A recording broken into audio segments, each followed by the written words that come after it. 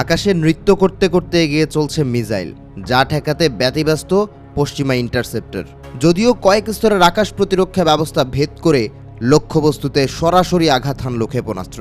মধ্যপ্রাচ্যে চলমান যুদ্ধের মধ্যে নিজেদের অন্যতম উন্নত ব্যালিস্টিক মিসাইল সেজ্জিল ব্যবহার করেছে ইরান। নৃত্যরত এই মিসাইলটি এখন বিশ্ববাসীর আলোচনার কেন্দ্রে। প্রেস টিভির প্রতিবেদন বলছে, ইসরায়েলি ও মার্কিন অবস্থান লক্ষ্য করে চালানো একাধিক হামলার অংশ হিসেবে এই ক্ষেপণাস্ত্রটি উৎক্ষেপণ করা হয়। আকাশ প্রতিরক্ষা ব্যবস্থাকে ফাঁকি দেওয়ার ক্ষমতার কারণে এর নাম দেওয়া হয়েছে ড্যান্সিং মিসাইল বা নৃত্যরত ক্ষেপণাস্ত্র। সেজ্জিল হলো ইরানের তৈরি একটি মাঝারি পাল্লার ব্যালিস্টিক মিসাইল, যার আঘাত হানার ক্ষমতা প্রায় 2000 কিলোমিটার পর্যন্ত। পাশাপাশি এটি প্রায় 700 কেজি ওজনের যুদ্ধাস্ত্র বহন করতে সক্ষম। প্রতিরক্ষা বিশ্লেষকদের মতে এর নকশা, গতি এবং কৌশলী চলন এয়ার ডিফেন্স সিস্টেমগুলোর শনাক্তকরণ ও ধ্বংস করার সক্ষমতা কয়েক গুণ কঠিন করে তুলেছে। সাধারণ ব্যালিস্টিক মিসাইলগুলো উৎক্ষেপণের পর একটি নির্দিষ্ট বা অনুমেয় পথ অনুসরণ করে, তবে সেজ্জিল তার উড্ডয়নের শেষ পর্যায়ে গতিপথ পরিবর্তন করতে পারে।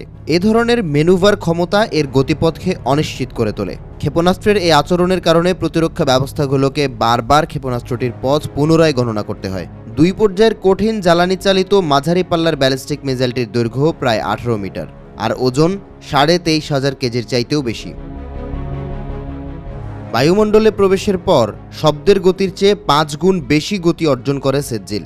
1990-এর দশকের শেষের দিকে দূরপাল্লার ক্ষেপণাস্ত্র কর্মসূচি শুরু করে ইরান, যার ধারাবাহিকতায় 2008 সালে সেজ্জিলের প্রথম পরীক্ষা চালানো হয়। পরের বছরই গাইডেন্স ও নেভিগেশন সিস্টেমের উন্নতির জন্য আরও একটি পরীক্ষা করা হয়। সেই থেকে এই ক্ষেপণাস্ত্রটি ইরানের নিজস্ব প্রযুক্তি এবং প্রতিরোধ ক্ষমতার একটি প্রধান প্রতীকে পরিণত হয়েছে।